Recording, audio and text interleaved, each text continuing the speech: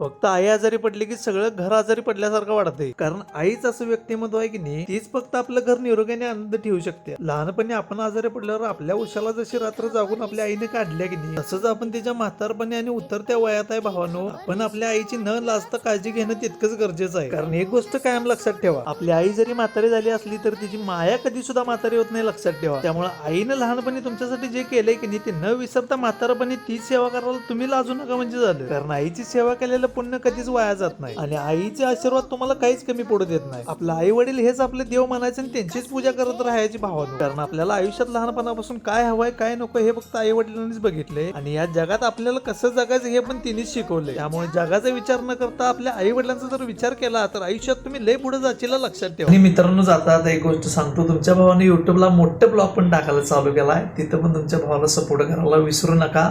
बायोमध्ये युट्यूबच्या चॅनलची लिंक आहे, जावा व्हिडिओ. लव्ह यू भावानो, थँक्यू सो मच.